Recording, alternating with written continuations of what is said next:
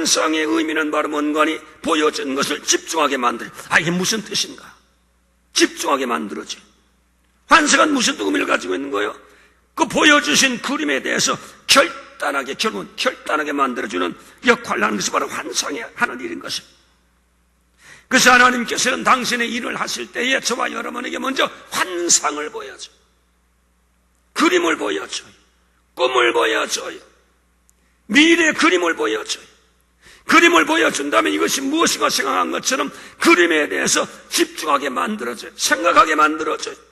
그 생각이 점점 깊이가 깊어지면 거기에서 폭발력이 나옵니다. 행동할 수 있도록 결단하도록 인도하는 것이 바로 환상인데, 이것이 하나님의 일을 하기 위한 하나님의 섭리라 이 말이에요. 베드로는 이방인 전도를 위한 하나님의 섭리라 이 말이에요. 결국 환상은 마음속에서 일어나는 거예요. 다시 우리 신앙으로 그것을 다시 한번 적용시키면 우리 마음속에 물론 신령함으로 환상이 실제로 보여지지만 오늘 우리 신앙생활에 오늘 적용시키면 그것은 마음속의 소원으로 일어나게 만든 소원.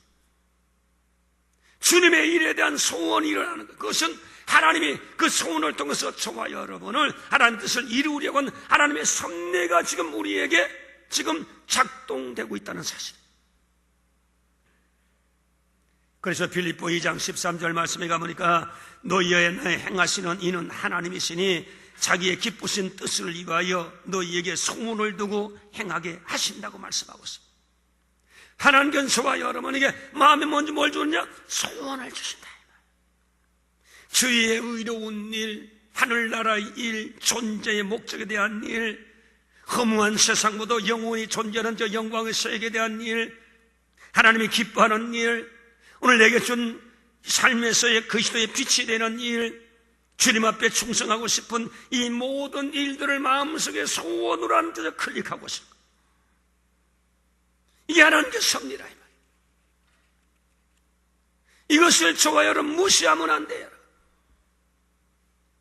성령께서 마음의 소원으로 주의 일을, 충성을, 헌신을, 기도를, 국민 만들기를 하나님을 기쁘게 드리기 위한 마음속에 하나님의 시민권을 가진 자로 세속을 이기고 하나님의 뜻 가운데서 하나님의 세상에 빛이 되고 세상에 칭찬이 되고 하나님께 영광을 돌리려 하는 그 마음의 소원으로 하나님께서 클릭하시는 것은 그 소원을 통해서 보게 하시고 생각하게 하시고 그것을 이룰 수 있도록 하시는 하나님의 섭리가 바로 시작되었다는 사인인 거예요.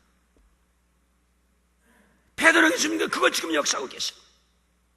이방인 전도에 무례한 베드로에게 주님께서 환상을 통해서 이방인 전도에 대한 하나님의 섭리를 지금 시작하고 계신 것입니다. 이걸 받을 줄 알아야 돼요.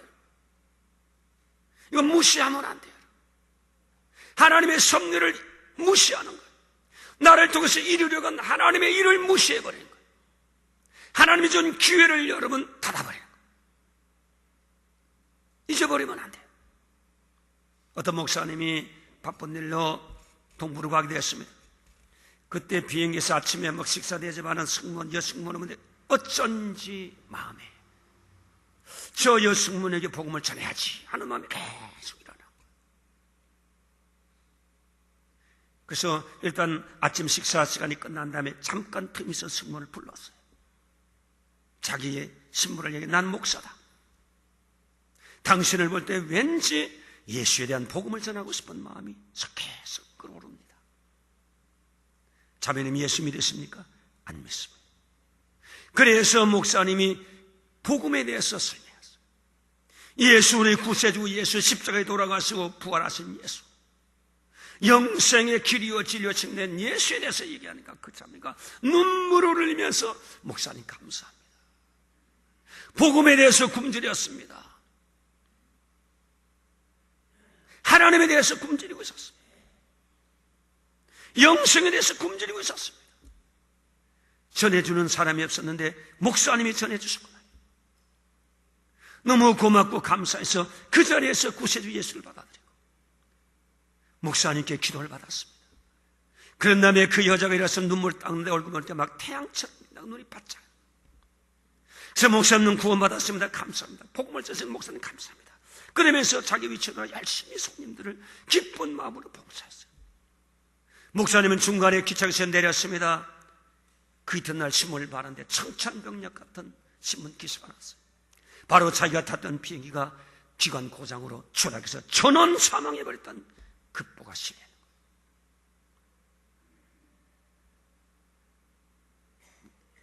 목사는 등골이 오싹했습니다. 하나님이 그 자녀, 한 자녀를 구원시키기 위해서 목사님의 선교 여행에 어쩌면 그 비행기를 타게 하고 그 비행기에서 그 자매를 볼 때마다 가슴에 불붙어 오른 소원, 복음을 전해야 하지 않은 그 소원, 순종해서 복음을 전했더니만 그 자매가 구원받았잖아. 몇 시간 후에 비행기가 추락해서 영원히 이 세상에서 흔적을 갖출 그 승무원에게 우리 주님은 목사님을 통해서 복음을 증거하도록 기회를 주신 거예요. 바로 목사님 가슴 속에 있는 마음의 소원으로 그 참여를 구원시킨 것, 한 영혼을 구원시킨 것. 오늘 그러면 하나님께서는 오늘 환상, 꿈, 마음의 소원을 가지고, 선하신 소원을 가지고, 악한 소원이 아니에요. 선하신 소원을 가지고, 신앙의 소원을 가지고, 믿음의 소원을 가지고 소원을 일으킬 때는 하나님이 그 소원을 통해서 당신의 일을 이루시려고 하는 하나님의 뜻, 하나님의 섭리가 시작되었다는 사실을 여러분 아시죠? 그러면 저와 여러분, 하나님의 선하신 소원이 가슴에 일어나면 무시하지 마세요. 바쁘다고 무시하지 마세요. 피곤하다고 무시하지 마세요. 부담된다고 무시하지 마세요. 하나님의 선하신 섭리를 하나님 앞에서 이룰 수 있는 저와 여러분 되시기를 주님의 이름으로 축원합니다. 주님의 이름으로 축원합니다. 여러분 속에 소원이라면 세속적인 것인지 하나님의 나라의 것인지를 분별해서 하나님의 거룩한 뜻을 이루어가는 축복된 저와 인생 여러분 되시기를 주님의 이름으로 축원합니다. 그 다음에 두 번째 하나님의 섭리를 이루어가는 하나님의 일은 성령의 말씀으로 하나님께서 섭리하십니다. 19절 말씀하니까 성령께서 베드로에게 말씀하셨다. 두려워하지 말라, 의심하지 말라, 내려가라, 그 사람들 영접하라. 성령께서는 직접 말씀해 주시는 마음에 직접 말씀해 주십니다. 사도행전 8장 26절로 40절 말씀 가보니까 빌립이 예루살렘에서 하나님의 능력을 받아 복음을 증거할 때 굉장한 역사가 일어났습니다. 귀신들이 소리쳐 떠나고 안전병이가 일어나고 눈먼 자들이 보게 되고 기적과 기사가 일어나고 사람들이 막 물밀듯이 몰려들어서 예수로 구원받고 구원받는 놀라운 대부흥의 역사가 예루살렘에 일어나고 있었습니다. 이때 갑자기 성령께서 빌립 지사님 가슴 속에서 일어나 가사로 내려가라. 예루살렘에서 가사는 여러분 광야입니다. 빈들입니다. 사람이 없어요. 예루살렘 복음에 대해 성공의 역사가 일어나는데 지금 여기서 복음을 증거해야지 성령께서 가사로 내려가면 사람이 없습니다. 복음을 어떻게 증거합니까? 성령의 음성이 들어오는데 비현실적이에요. 비상식이에요. 효율성이 떨어진 주님의 명령입니다. 그럼에도 불구하고 빌립은 어떻게 했습니까? 자기 인간의 모습 뜻을 내려놓고 가사 남쪽으로 광야로 내려가서 섰을 때에 그때 마침 예루살렘에서 2월절 예배를 드리고 아프리카 고국으로 돌아가는 에티오피아의 재무부 장관을 만나게 됩니다. 재무부 장관, 수리에 타고 가는 재무부 장관, 그 한 사람을 만나게 된 거예요. 그때 성령께서 수리로 다가가라고 그러잖아요. 수리로 다가갔더니 에티오피아 국무장관이, 재무장관이 성경을 읽고 있는데 메시아에 대한 성경, 아마 이사야 53장 말씀 같아요.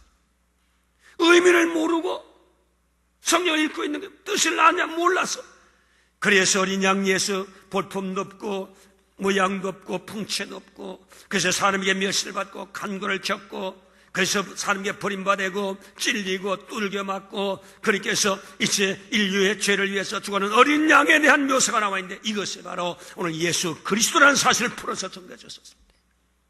에티오피아의 그 재무장관이 복음을 받아들이고 감격스러워 그 자리에서 침례를 받는 놀라운 역사가 일어나게 됐습니다. 빌립이 성령의 순종에서 광야로 갔더니 에티오피아의 재무장관, 에티오피아의 재무장 영화를 통해서 아프리카 대륙의 에티오피아가 기독교 국가 됐잖아요. 지금도요, 에티오피아에서 온 사람들 얼굴 보면 컬러가 달라요. 여러분 모를지만 저는 알아요. 대충 100% 남자 거의 맞아요. 컬러가 달라요. 얼굴에 빛이 있어요. 사람들이 달라요. 다른 지역에서 온 사람은 달라요. 뭔가 달라요. 왜? 기독교 문명 속에서 자라왔기 때문에 달라야지. 지금 모슬렘의 지배와 기독교가 지금 땅에 다 떨어져 있지만 그 역사와 전통 가운데 기독교 문명을 가지고 살아왔던 그들의 배경 때문에 에티오피아에서 온 사람 보면요 수준이 다릅니다. 여러분 한번 제 얘기 듣고 한번 살펴보세요. 다릅니다. 여러분.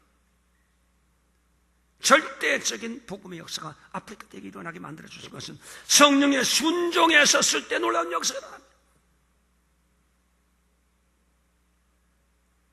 여러분 성령의 음성이 하나님의 음성이 여러분 직접 들려올 때도 있어요. 어떤 때는 목사를 통해서 여러분 말씀이 들려가는 거예요. 여러분. 어떤 때는 성령을 통해서 말씀이 들려가는 여러분 가슴속 하나님이 여러분 그 말씀을 통해 일하시려고 하는 뜻이 그 속에 포함되어 있는 거예요. 하나님의 섭리가 지금 역사되는 거예요. 그 세면 음성을 놓치지 마세요.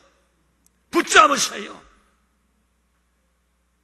비현실적으로 붙잡으세요. 하나님의 역사가 일어나게 되어 있는 겁니다. 하나님의 뜻이 있어서 지금 개혁하고 계신 일이에요.